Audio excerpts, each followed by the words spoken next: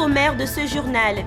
En République démocratique du Congo, plusieurs communautés sont en conflit avec certaines entreprises minières chinoises qui opèrent dans le pays.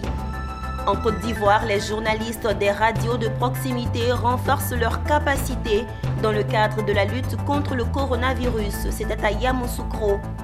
Et puis, dans le cadre du projet d'amélioration de la gouvernance pour la délivrance des services de base aux citoyens, les élèves des classes de CP1 et CP2 de Teini, dans le Bunkani, bénéficient de manuels scolaires.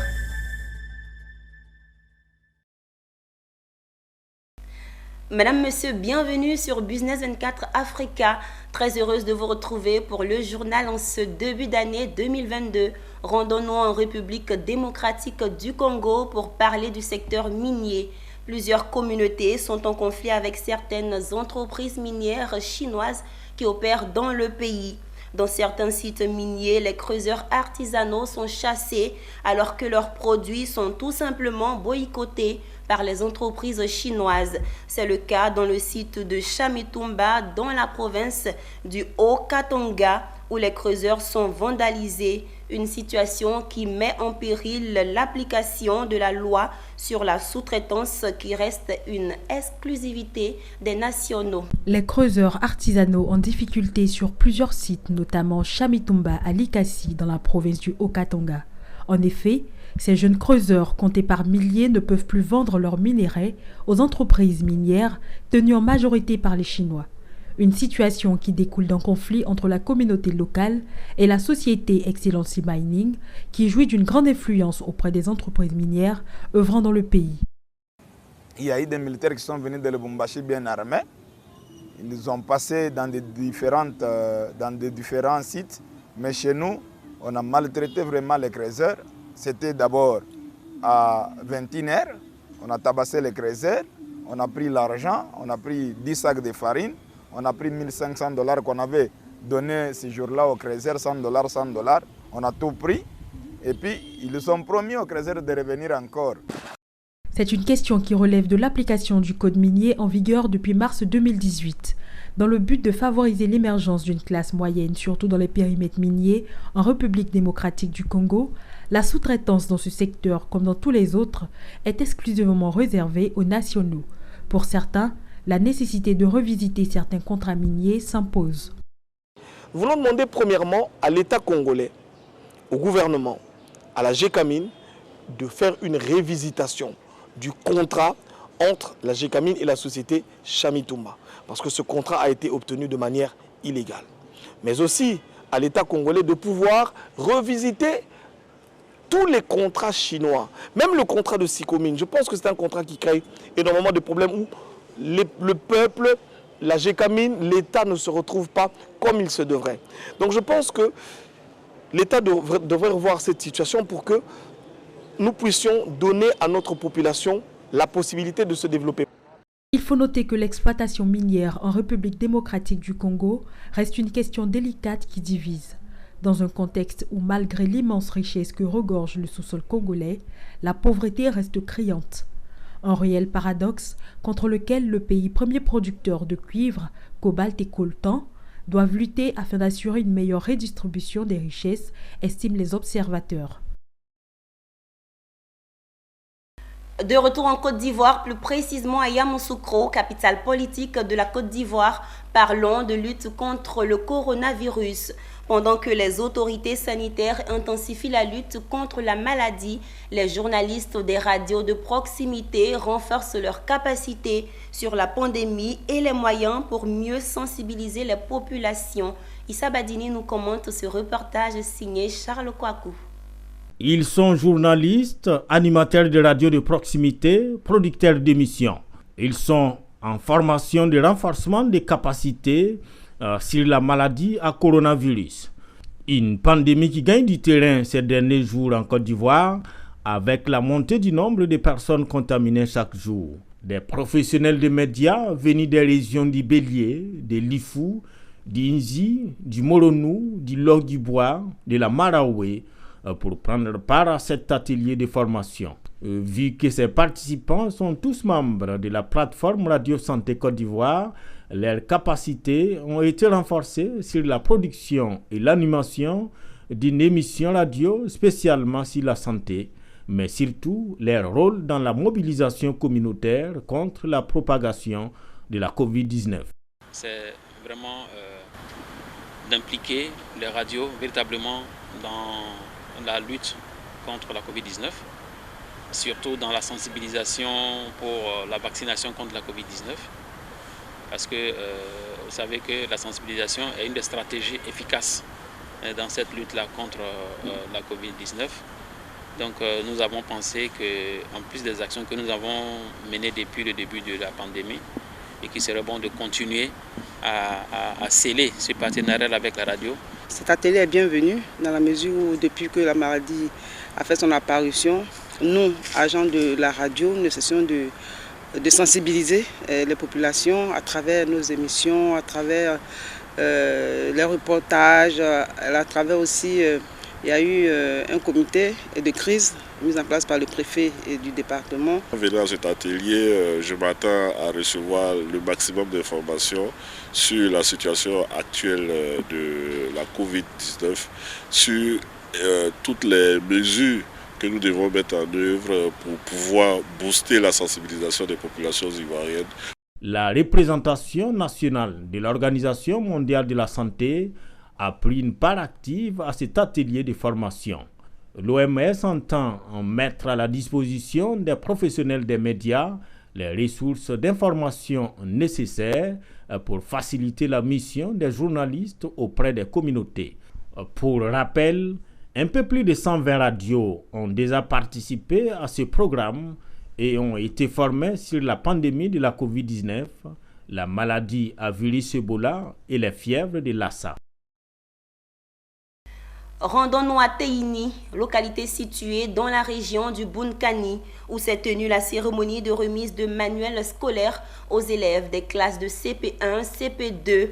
Cette action s'inscrit dans le cadre du projet d'amélioration de la gouvernance pour la délivrance des services de base aux citoyens qui bénéficient du soutien technique et financier de la Banque mondiale.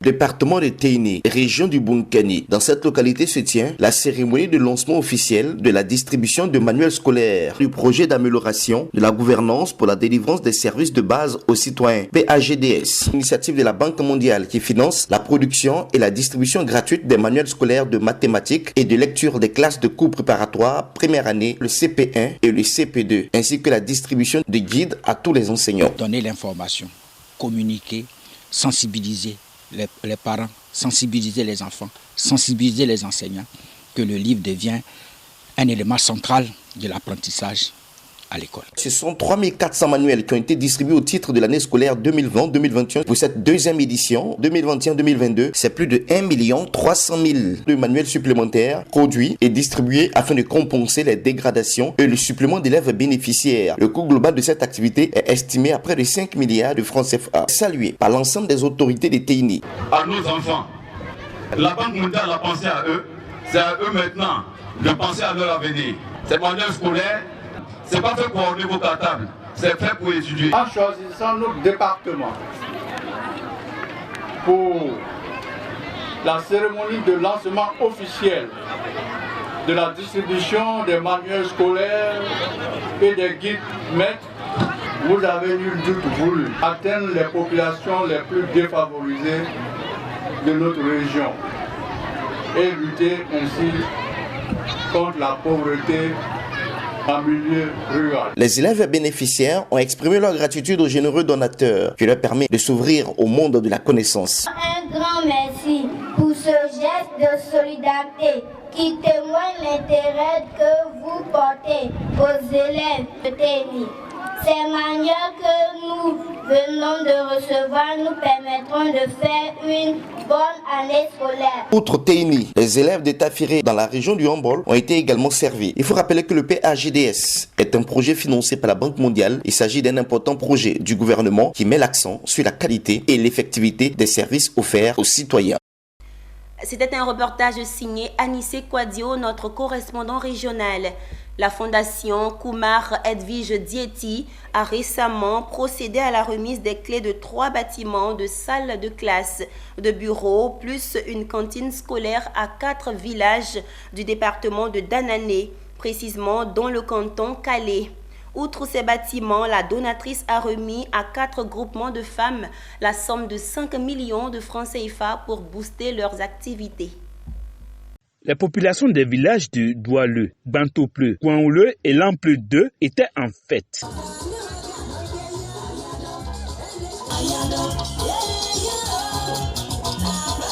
Ces villages du canton Calais dans le département de Danané ont reçu respectivement les clés d'un bâtiment de 3 salles de classe plus bureau de directeur. La remise officielle de ces ouvrages a eu lieu récemment en présence de Clarisse Maï, secrétaire d'État chargée des affaires sociales, du directeur départemental de l'éducation nationale et du corps préfectoral.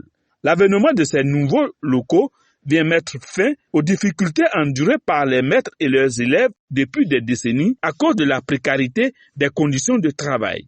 Il faut dire qu'avant, notre établissement était pratiquement en paillote, c'est-à-dire des constructions faites avec du banco. Il était difficile pour nous de pouvoir travailler. Et il faut dire qu'aujourd'hui, nous sommes vraiment tout heureux de voir qu'aujourd'hui, grâce à la Fondation KED, nous avons aujourd'hui un nouveau bâtiment. Nous avons commencé les travaux à partir de 1995. Jusqu'à on a tenté même de construire, on n'a pas pu. Vraiment, nous la remercions infiniment. Elle nous a sortis de la pauvreté. Elle a fait vraiment vivre nos enfants. Nous lui disons merci beaucoup. L'éducation nationale est le fondement de toute nation qui se veut émergente, d'où le sens des actions de la Fondation KED en faveur de l'école rurale dans le département de Danané. Que les enfants de Danané, les enfants du Tongpi évoluent dans un cadre sain, dans un cadre propice aux études. Et moi-même, je travaille dans une école. C'est pour dire que ça va de soi. On peut donner que ce qu'on a. Et ce que j'ai toujours eu depuis 2008 que j'ai commencé à travailler, c'est une école. Donc j'ai appris à aimer les enfants et je veux contribuer, apporter ma petite touche à l'amélioration du cadre éducatif de nos enfants dans la région du Tongpi. C'est ce que je fais. Nous sommes lancés cette année, membres de la Fondation KED, dans des actions de développement durable. Nous pensons que c'est ce qui peut rester longtemps, qui pourrait vraiment faire du bien à nos enfants. Maï Kayo Clarisse, secrétaire d'État, cadre de la région, a suivi de bout en bout les œuvres de bienfaisance de la Fondation KED. La responsable des affaires sociales de Côte d'Ivoire a encouragé la Fondation Kumar Edwige Dieti pour ses nombreuses actions en faveur des populations du Tongpi. Je suis venu l'accompagner pour que la population sache que ce qu'elle est en train de faire, le gouvernement en prend bonne note. Et l'encourage et demande aux autres de faire comme elle, d'aider les personnes les plus vulnérables et de faire en sorte que la vision du président qui est que chacun se sente bien dans cette Côte d'Ivoire solidaire parce que les fruits de la croissance sont partagés équitablement entre la population. Mais c'est à travers ces genres d'actions que ça peut se faire. L'État ne peut pas tout faire. Au nom de Madame le ministre de l'Éducation nationale, dis merci, un grand et sincère merci à Edwige Dieti. En plus des dons des bâtiments scolaires, la Fondation Kumar Edwige Dieti a donné un coup de main à hauteur de 5 millions de francs CFA au groupement des femmes des villages visités en vue de leur autonomisation. La caravane de bienfaisance de la Fondation KED ne compte pas s'arrêter en si bon chemin. Plusieurs autres localités sont ciblées. La Mutakoré, entendez, mutuelle des agents du conseil régional du Tchologo, a célébré la fête de la Noël au profit des enfants de ses agents. La particularité de cette deuxième édition, c'est que les enfants de Ferkesedougou ont bénéficié des présents pour passer de très belles fêtes. Kodena Nourgo nous commente ce reportage de Daouda Ouattara. Des moments de rêve que les agents du conseil régional du Tchologo, à travers la Mutakoré, ont tenu à faire vivre à leurs enfants. Pour l'occasion, Le Père Noël a débarqué dans la cour du conseil régional à Ferkessédougou, les bras chargés de cadeaux, réalisant ainsi le vœu des tout-petits. Place à la distribution des cadeaux. Je suis heureuse d'avoir reçu ce cadeau. Je souhaite bonne fête à tous les enfants du Tchologo. L'arbre de Noël au profit des enfants des agents membres de la Mitakouré, mutuelle des agents du conseil régional du Tchologo, est à sa 2e édition. Un événement qui se réalise cette année encore grâce au soutien de Téné Birahima Ouattara, président du conseil régional du Tchologo. Occasion pour le vice-président de la Mitakouré de lui traduire sa reconnaissance. Jour pour honorer nos enfants. C'est une tradition, on le sait bien, la fête de Noël. Et au cours de cette fête, on offre de jolis cadeaux à nos enfants pour qu'ils soient très très contents. Et le conseil régional, à travers la mutuelle, depuis 2 ans, le fait. Et le fait tellement bien que pour cette édition, a invité pratiquement beaucoup d'enfants de la commune, mais aussi de la région pour venir célébrer avec lui cette fête de Noël. Je voudrais vous féliciter au nom du ministre d'État, ministre de la Défense, président du conseil régional, notre papa, notre aîné, notre mentor, M. Téné Birahima Ouattara. Et d'entrée de jeu, vous rassurer qu'il y aura une 3e édition, il y aura une 4e édition. L'arbre de Noël de la Mitakouré a permis aux enfants d'exprimer toute leur joie à travers des jeux, des chants, des danses et poésies afin de vivre eux aussi la magie que renferme cette célébration. En image à présent, au Burkina Faso, la Sofitex bénéficie d'un appui de 120 millions de dollars pour la campagne cotonnière 2021-2022.